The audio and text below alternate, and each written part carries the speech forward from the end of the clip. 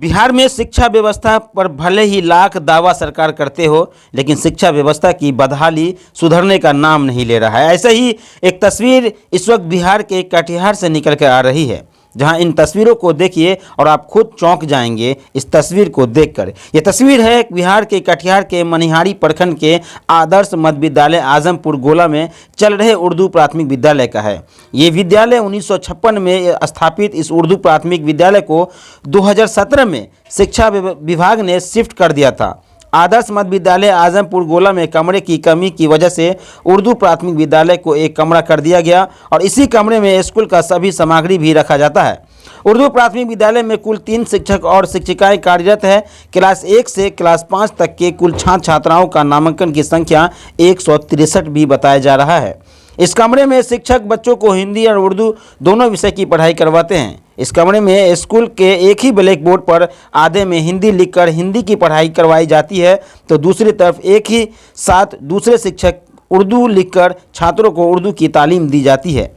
और कभी कभी तीसरा शिक्षक कमरे के दूसरे तरफ दीवार में लगे वर्णमाला के बैनर को देखकर छात्रों को पढ़ाती है। और ऐसे में एक ही कमरे में छात्राओं को 3 तरह की पढ़ाई करने के दरमियान छात्रों का शोरगुल होने पर शिक्षक टेबल पर छड़ी बजाकर छात्रों को शांत भी करती है।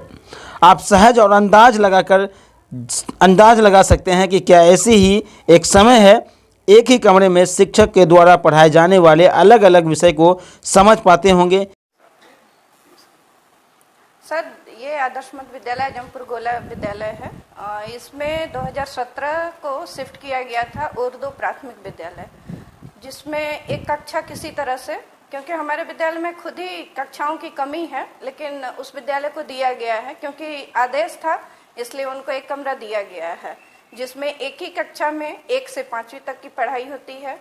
और वहाँ पे 3 शिक्षक हैं, जिसमें एक तो मतलब ब्लैक बोर्ड को आधे आधे भागों में बांट के उन लोग पढ़ाई करवाते हैं बच्चों को।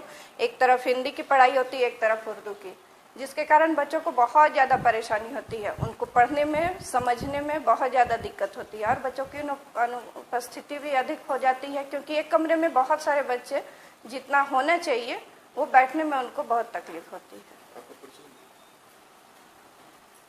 मैं आदर्श मध्य विद्यालय आजमपुर गोला की सहायक शिक्षिका कुमारी प्रियंका हूँ।